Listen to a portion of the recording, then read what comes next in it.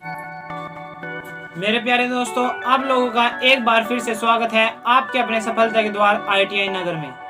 जैसे कि हमारी अरिहंत बुक सॉल्यूशन की सीरीज चली हुई है, उस सीरीज में हमने 10 चैप्टर कंप्लीट कर लिए हैं। आज हमारा 11 चैप्टर है। जो वो चैप्टर है वो है हमारा वैद्युतिक मापन यंत्र। क्या है? वैद्युतिक मापन यंत्र, इलेक्ट्रिकल मेजरिंग इंस्ट्रूमेंट। ठीक है, उस चैप्टर के आज हम 23 क्वेश्चन करेंगे, क्योंकि इस चैप्टर में 70 क्वेश्चन है जिसे हमने 3 लेक्चर में डिवाइड किया है, और लेक्चर हो जाएंगे हमारे 11.1, 11.2, 11.3। तो मेरे प्यारे दोस्तों, अगर आपको पीछे के चैप्टर कंप्लीट करने हैं अपने, उनको समझना है, तो प्ले लिस्ट में आप जाकर उनको अच्छी तरीके से समझ सकते हैं, और उस प्ले लिस्ट का लिंक आपको डिस्क्रिप्शन बॉक्स में मिल जाएगा। तो देरी ना करते हुए बढ़ते हम आज के फर्स्ट क्वेश्चन की ओर। फर्स्ट क्वेश्चन में कहा है कि स्थायी चुंबक चल कुंडली यानी PMMC, permanent magnet moving coil यंत्र में अवमंदन बल डैम्पिंग टॉर्क उत्पन्न करने के लिए कौन सी विधि प्रयोग की जाती है। देखिए, हमने 3 प्रकार के बलागुण यानी टॉर्क पढ़े थे: deflecting torque, controlling torque, damping torque. तो हमने इन तीनों टॉर्क को कंट्रोल टॉर्क में भी हमने 3 विधि देखी थी, और डैम्पिंग टॉर्क में भी हमने 3 विधि देखी थी। तो वही पूछ रहे हैं कि जो डैम्पिंग टॉर्क को हम PMMC में डैम्पिंग टॉर्क को किस विधि द्वारा कंट्रोल करते हैं। देखिए, जो हमारी PMMC होती है वो एडी करंट के सिद्धांत पर आधारित होती है। तो एडी करंट के सिद्धांत पर आधारित होने के कारण हम उसमें जो डैम्पिंग टॉर्क विधि लगाते हैं, उसमें हम वो एडी करंट विधि ही लगाते हैं। तो देखिए, जो ऑप्शन सी में कहता है कि एडी करंट अवमंदन, तो यही हम यूज करते हैं। जो ऑप्शन ए में दिया है वायु अवमंदन, वायु घर्षण अवमंदन लगाते हैं हम। ये याद रखना है कि मूविंग कोयल होती है, जो मूविंग आयरन कोयल होती है। यहाँ पे पूछा है परमानेंट मैग्नेट मूविंग कोयल, यहाँ पे हमें एडी करंट लगाना है, और वहाँ पे हमें मूविंग आयरन कोयल में हमें लगाना है वायु घर्षण अवमंदन। तो राइट आंसर हो जाएगा ऑप्शन सी। बढ़ते हैं नेक्स्ट क्वेश्चन की ओर। नेक्स्ट क्वेश्चन में कहा है कि एक वैद्युतिक मापन यंत्र का संकेतक बिना कंपन किए शीघ्र ही अपनी अंतिम विक्षेप अवस्था प्राप्त कर लेता है यदि उसमें उचित अवमंदन उपस्थित हो, उसमें अवमंदन उपस्थित न हो, उसमें निम्न अवमंदन उपस्थित न हो, उसमें उच्च अवमंदन उपस्थित हो। देखिए, अवमंदन हमारा वो होता है जो हमारा डैम्पिंग टॉर्क होता है, यानी जो उसमें कंपन होती है, जो संकेतक होता है, जो पॉइंटर होता है, उसमें जो कंपन होती है उसे वो कंट्रोल करता है। यही पूछा है कि जो मापक यंत्र में हम संकेतक बिना कंपन किए शीघ्र ही अपनी अंतिम उस पर पहुंच जाता है, वो किसके कारण पहुंचते हैं। उसमें हमारा उचित अवमंदन बलागुण होना चाहिए, ना हमें ज़्यादा अवमंदन बलागुण चाहिए ना कम चाहिए, हमें उचित चाहिए, जो उसके लिए उचित है। तो जो ऑप्शन ए में दिया है उसमें उचित अवमंदन उपस्थित हो, यही हमारा राइट आंसर हो जाएगा। बढ़ते हैं नेक्स्ट क्वेश्चन की ओर। नेक्स्ट क्वेश्चन में कहा है कि वैद्युतिक मापक यंत्रों की कमानी के निर्माण के लिए सबसे उपयुक्त धातु है। देखिए, ये हमने थ्योरी में पढ़ा था कि जो हमारी मापक यंत्रों की कमानी होती है वो हमारी फास्फोर बोन्स की बनी होती है। जो ऑप्शन डी में दिया है ये राइट आंसर हो जाएगा ऑप्शन डी, फास्फोर बोन्स की ये बनी होती है। नेक्स्ट क्वेश्चन देखते हैं। नेक्स्ट क्वेश्चन में कहा है कि किसी वैद्युतिक मापक यंत्र के सचल भाग पर कार्य टॉर्क है। देखिए, जो हमारा वैद्युतिक मापक यंत्र में सचल भाग होता है, देखिए जो उसका क्या होता है, जो मेजरिंग मीटर होता है उसमें सचल भाग क्या हमारा पॉइंटर है। तो ये कहता है कि उसमें कौन कौन सा बलागुण लगता है। उसमें हमें विक्षेपण बलागुण भी देखने को मिलता है, नियंत्रण बलागुण भी देखने को मिलता है, और अवमंदन बलागुण भी देखने को मिलता है। इन तीनों बलागुण के बिना हमारा जो मूविंग इंस्ट्रूमेंट है वो बेकार है। तो यानी इन तीनों का होना आवश्यक है। तो ये पूछा है कि मापक यंत्र के सचल भाग का कार्य टॉर्क है, वो विक्षेपण घुमाव बल भी है, नियंत्रण घुमाव बल भी है, और अवमंदन घुमाव बल भी है। यानी डिफ्लेक्टिंग टॉर्क, कंट्रोलिंग टॉर्क और डैम्पिंग टॉर्क, ये तीनों आवश्यक है। तो राइट आंसर बनता है ऑप्शन डी, ये सभी। बढ़ते हैं नेक्स्ट क्वेश्चन की। नेक्स्ट क्वेश्चन में कहा है कि निम्नलिखित में से कौन सा यंत्र एब्सोल्यूट वर्ग का है। देखिए, हमारी क्लास होती है एब्सोल्यूट, तो उसमें पूछा है कि कौन सा यंत्र एब्सोल्यूट क्लास का होता है वो होता है हमारा ऑप्शन ए गैल्वेनोमीटर। क्या होता है? गैल्वेनोमीटर।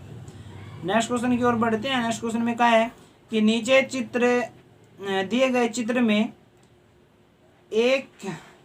पैच 1 के द्वारा निम्न में से कौन सा कार्य किया जाता है। देखिए इसने ये पूछा है कि ये डायग्राम दिया है तो ये जो पैच है एक इसके द्वारा पूछा क्या है। देखिए आपने जब ITI कॉलेज में गए होगे आपने वहाँ पे प्रैक्टिकल किया होगा तो आपको वहाँ पे वोल्ट मीटर एमीटर ये आपको देखने को मिलेगा। तो उसमें एक नीचे पैच होता है जिसे हम घुमाकर उस जो हमारा पॉइंटर होता है हम उसको 0 पर लाते हैं। क्या करते हैं? 0 पर लाते हैं। तो इसमें भी ये पैच वही है, ये वाला पैच वही है यहाँ पर। ठीक है, तो क्वेश्चन में ये पूछा है कि जो ये पैच है इसका क्या कार्य है। देखिए ऑप्शन ए में कहा है यंत्र की सुग्राह्यता समायोजित की जाती है, यंत्र की माप सीमा परिवर्तित की जाती है, यंत्र के संकेतक को शून्य स्थिति पर समायोजित किया जाता है। देखिए जो ऑप्शन सी में कह रहा है कि यंत्र की जो संकेतक यानी जो पॉइंटर है वो सुई है उसको शून्य पर समायोजित किया जाता है, यही कह रहा है। तो इसका राइट आंसर हो जाएगा ऑप्शन सी, यंत्र के संकेतक को शून्य स्थिति पर समायोजित किया जाता है। बढ़ते हैं नेक्स्ट क्वेश्चन की ओर। नेक्स्ट क्वेश्चन में क्या है कि चल लोह यानी मूविंग आयरन कॉइल की बात कर रहा है। धारामापी में निम्न में से कौन सी अवमंदन विधि सामान्यतः अपनाई जाती है। देखिए मैंने फर्स्ट क्वेश्चन में बताया था जो हमारी परमानेंट मैग्नेटिक मूविंग कॉइल होती है PMMC होती है उसमें हम एडी करंट अवमंदन विधि लगाते हैं और जो हमारी मूविंग आयरन कॉइल होती है उसमें हम लगाते हैं वायु घर्षण अवमंदन विधि। तो इसमें ये पूछा है कि जो चल लोह यानी मूविंग आयरन कॉइल है उसमें कौन सी अवमंदन विधि लगाई जाती है। वो लगाई जाती है हमारी वायु अवमंदन विधि। कौन सी? वायु अवमंदन विधि। तो राइट आंसर होता है ऑप्शन ए। बढ़ते हैं नेक्स्ट क्वेश्चन की ओर। नेक्स्ट क्वेश्चन में कहा है कि चित्र में कौन सा यंत्र दर्शाया गया है। देखिए चित्र में आप देखो जब आपने थ्योरी पढ़ा होगा आपको ये यंत्र देखने को मिला होगा। तो अब आप याद करके बताओ कि ये चित्र कौन सा है। बताइए ये चित्र कौन सा है। देखिए आपको देखने मिल रहा है जो इसमें ये कोई ये मैग्नेट लगी हुई है ये हमारी ये मूविंग मैग्नेट है, परमानेंट मैग्नेट नहीं है। परमानेंट मैग्नेट होती तो हमारा हो जाते PMMC। ठीक है, यहाँ पे हमारी क्या है चल लोह यंत्र है यानी जो इसमें मूविंग आयरन है वो हमारा ये है। तो ये हमारा क्या हो जाएगा? ये हमारा हो जाएगा चल लोह यंत्र यानी मूविंग आयरन कॉइल। आप याद करो जब आपने थ्योरी पढ़ा होगा आपको यही डायग्राम देखने को मिलेगा। तो राइट आंसर बनता है ऑप्शन बी। बढ़ते हैं नेक्स्ट क्वेश्चन की ओर। नेक्स्ट क्वेश्चन में कहा है कि वह बल जो किसी यंत्र के संकेतक को गतिमान करता है कहलाता है। देखिए संकेतक होता है हमारा पॉइंटर, मैं बार बार बता रहा हूँ पॉइंटर जो वो सुई चलती है। तो ये कहता है कि जो संकेतक को गतिमान करता है ऐसे भाई 0 से ऐसे ले जाता है वो कौन सा बल होता है। वो हमारा होता है विक्षेपण बल यानी डिफ्लेक्टिंग बल। तो जो ऑप्शन ए में दिया है विक्षेपण बल ये राइट आंसर हो जाएगा। ठीक है, नेक्स्ट क्वेश्चन देखते हैं। नेक्स्ट क्वेश्चन में कहा है कि खालिस्तान द्वारा संकेतक के घुमाव की गति नियंत्रित की जाती है। देखिए अब क्या रहा है उसने पहले क्वेश्चन में पूछा कि संकेतक को किससे विक्षेप किया जाता है, वो हमारा विक्षेपण बल होता है। अब कहता है कि उसके घुमाव को किस बल से नियंत्रित किया जाता है, वो हमारा नियंत्रण बल होता है। नियंत्रित करना देखो यहाँ से नाम से आपको निकल रहा है नियंत्रित कर रहे हैं तो नियंत्रण बल वो हो जाएगा। तो राइट आंसर बनता है ऑप्शन बी नियंत्रण बल। बढ़ते हैं नेक्स्ट क्वेश्चन की ओर। नेक्स्ट क्वेश्चन में कहा है कि किसी सूचक यंत्र में सूचक को चलाने के लिए आवश्यक बल है।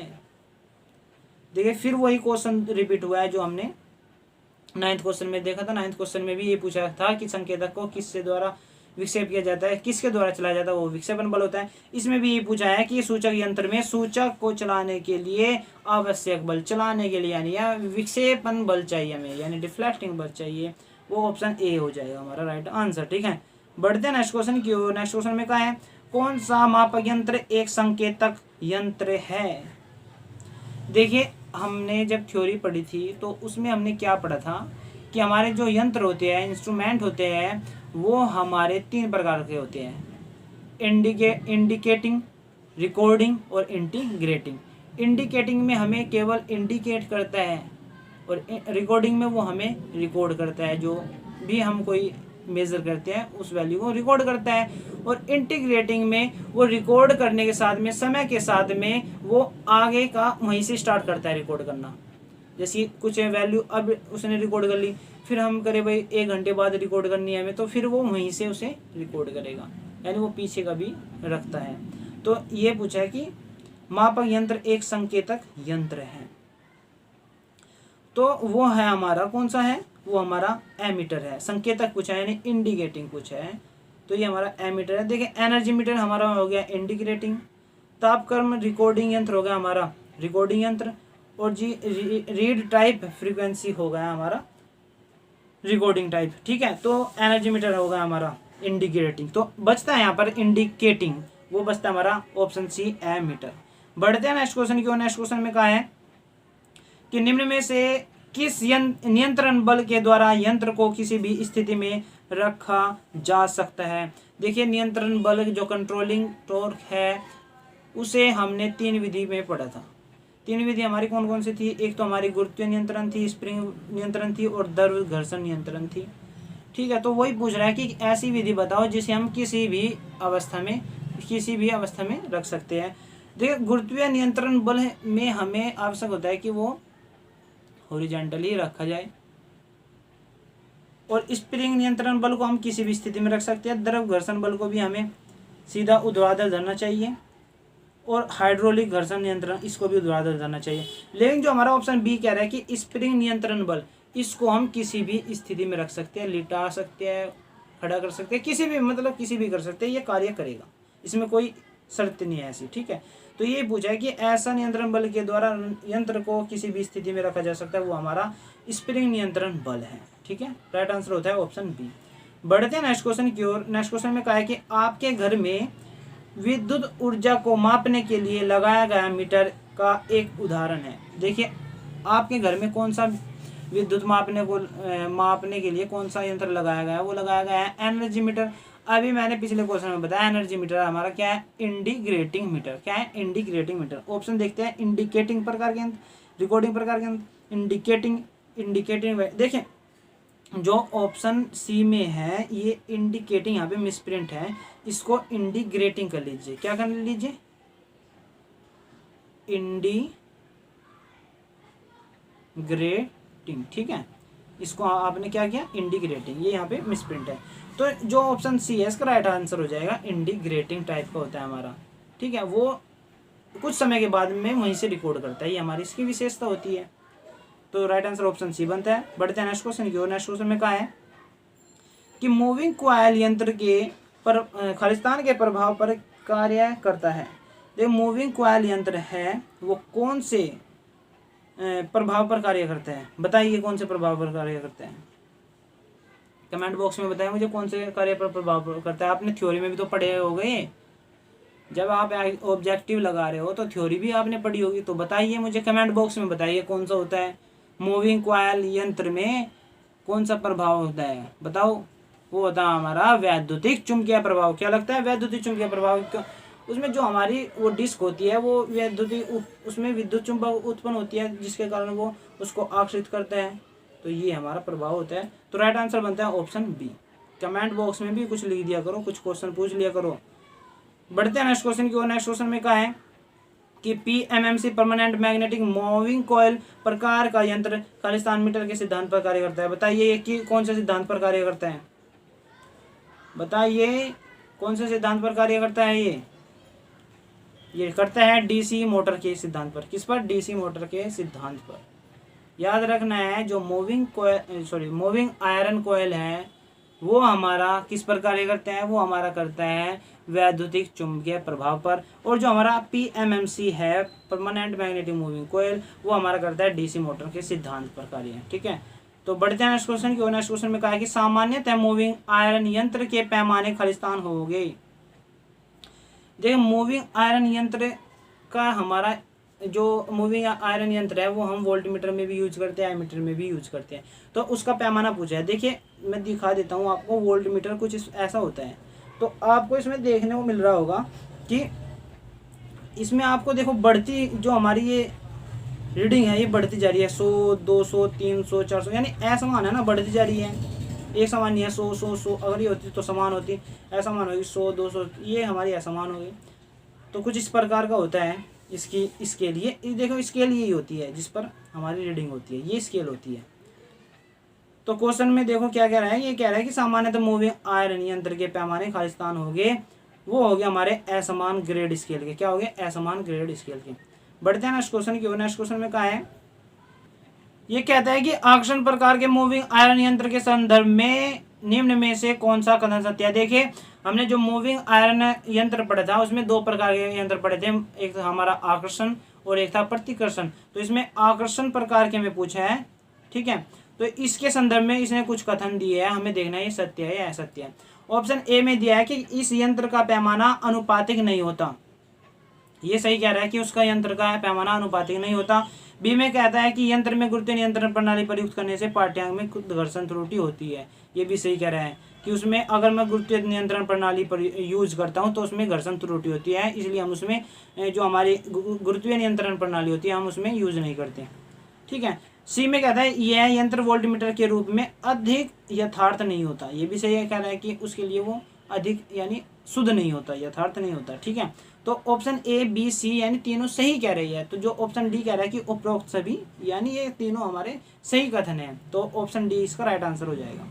बढ़ते हैं नेक्स्ट क्वेश्चन की ओर। नेक्स्ट क्वेश्चन में कहा है कि प्रतिकर्षण प्रकार, देखिए अभी हमारा आकर्षण प्रकार का था, अभी आ गया प्रतिकर्षण प्रकार के।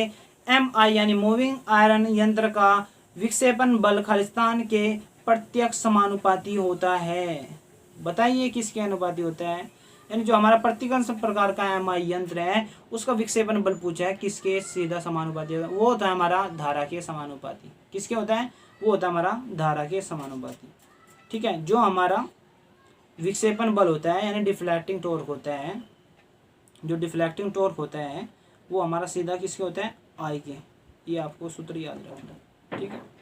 बढ़ते हैं नेक्स्ट क्वेश्चन की ओर। नेक्स्ट क्वेश्चन में कहता है कि माप की शुद्धता चयनित साधनों की सीमा पर निर्भर करती है। रेंज के चयन के लिए सामान्य नियम है कि मापा गया मान खालिस्तान होना चाहिए।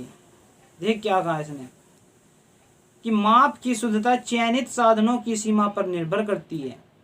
इसमें सीधा क्वेश्चन एक और बन जाता है कि जो माप की शुद्धता होती है उसकी जो सीमा होती है वो किस पर निर्भर करती है, ठीक है। और दूसरा बनता है रेंज के चयन के लिए सामान्य नियम है कि मापा गया मान खालिस्तान होना चाहिए, यानी पूरी तरह से पूर्ण पैमाने पर होना चाहिए। वो ये नियम है कि वो जो हमारा मान है वो पूरी तरह से पूर्ण पैमाना होना चाहिए, पूरा पैमाने पर होना चाहिए। तो जो ऑप्शन पैमाने के ऊपर पैमाने के नीचे स्केल पर, देखो ऑप्शन डी में कह रहा है कि पूरी तरह से पूर्ण पैमाने पर होना चाहिए, ठीक है। तो ऑप्शन डी इसका राइट आंसर बनता है। बढ़ते हैं नेक्स्ट क्वेश्चन की ओर। नेक्स्ट क्वेश्चन में कहा है कि यदि मूविंग कॉइल एमीटर को डीसी परिपथ में संयोजित करके उसे संयोजनों को अंतः बदल दिया जाए तो यंत्र, ये जो इसने मूविंग कॉइल एमीटर दिया है ये कहता है कि मैं उसे डीसी सप्लाई दूं और उसके संयोजन यानी उसके कनेक्शन बदल दूं, प्लस माइनस को आपस में बदल दूं, तो फिर क्या होगा? वो क्या होगा? जो विपरीत दिशा में उसका विक्षेप होगा। यानी जो एमीटर की सुई है अगर हम उसको सीधे टर्मिनल जोड़ेंगे तो इधर भागेगा, अगर उसके मैं विपरीत कर दूंगा टर्मिनल तो वो इधर भागेगा, यानी विपरीत दिशा में विक्षेप करेगा। तो जो ऑप्शन सी कहता है विपरीत दिशा में विक्षेप दर्शाएगा, तो ये राइट आंसर बन जाता है। बढ़ते नेक्स्ट क्वेश्चन की ओर। नेक्स्ट क्वेश्चन में कहा है कि निम्न में से किस पदार्थ को यंत्र में प्रयुक्त स्थायी चुंबक के लिए वरीयता दी जाती है। देखिए जो हमारा PMMC होता है परमानेंट मैग्नेट कॉइल, देखिए नाम से पता लगता है कि इसमें परमानेंट मैग्नेट होती है, स्थायी चुंबक होती है। ये पूछ रहा है कि इस यंत्र में जो परमानेंट मैग्नेट होती है उस मैग्नेट को बनाने के लिए कौन सा पदार्थ उपयुक्त होता है, वो होता है हमारा एल निको। देखिए ऑप्शन बी में कहा है एल निको। एल निको का मतलब होता है एल से होता है एल्यूमिनियम, NI से होता है निकिल, CO से होता है कोबाल्ट। एल्यूमिनियम निकिल कोबाल्ट, इसका शॉर्ट नाम बनता है एल निको। इसका हम प्रयुक्त करते हैं परमानेंट मैग्नेट बनाने में, ठीक है। राइट आंसर होता है ऑप्शन बी। बढ़ते हैं नेक्स्ट क्वेश्चन की ओर। नेक्स्ट क्वेश्चन 23 आज लेक्चर का हमारा लास्ट क्वेश्चन होगा। देखते हैं क्या कहता है। कहता है कि किसी परिपथ में लगभग 5 एम्पियर की तथा 10 एम्पियर की धारा की माप की जाने हैं। दोनों मानकों का अधिक शुद्धता से पाठ्यांक लेने के लिए आप इनमें से किस एमीटर का उपयोग करेंगे। देखिए हमें पाठ्यांक लेना है 5 एम्पियर और 10 एम्पियर। इसने 4 हमें एमीटर दे दी है कि भाई इसकी रीडिंग इतने तक दर्शाएगा। ये ऑप्शन ए में क्या था, ये 0 से 10 तक दर्शाएगा, ये 0 से 15 तक दर्शाएगा, ये 0 से 20 तक दर्शाएगा, ये 0 से 25 तक दर्शाएगा। लेकिन भाई मुझे ये बताओ, मुझे 5 एम्पियर और 10 एम्पियर माप लेनी है, तो मैं 10 एम्पियर से फालतू का क्यों यूज़ करूँ? तो मैं जो हमारा 10 तक होगा मैं इसे यूज़ करूँगा ना। मुझे 5 और 10 लेनी है, मेरा 10 के अंदर ये रीडिंग मिल जाएगी। तो जो राइट आंसर बनता है वो ऑप्शन ए हमारा राइट आंसर बनता है। तो मेरे प्यारे दोस्तों, आज का लेक्चर हम इसी क्वेश्चन के साथ में समाप्त करते हैं। इस चैप्टर में हमारा जो वैद्युतिक मापक यंत्र है, इसमें हमारे टोटल क्वेश्चन 70 है, जिसे हमने 3 लेक्चर में डिवाइड कर दिया है। तो मेरे प्यारे दोस्तों, आज का लेक्चर हमने यहीं पर समाप्त किया। और हाँ, अगर आपको पीछे लेक्चर देखने हैं, प्ले लिस्ट का लिंक आपको डिस्क्रिप्शन बॉक्स में मिल जाएगा। तो मुझे उम्मीद है मेरे प्यारे दोस्तों कि आपको वीडियो अच्छी लगी होगी, और अगर अच्छी लगी है तो वीडियो को लाइक करें, और अपने दोस्तों का भला चाहते हैं तो वीडियो को शेयर करें, और बने रहें हमारे ITI नगर के साथ। अगर हाँ, आपको नेक्स्ट लेक्चर 11.2 का समय पर नोटिफिकेशन चाहिए तो आप ITI नगर को सब्सक्राइब कर घंटी का बटन दबाएं। तो इसलिए मिलते हैं नेक्स्ट लेक्चर में, और tata and bye bye. Press the bell icon on the YouTube app and never miss another update.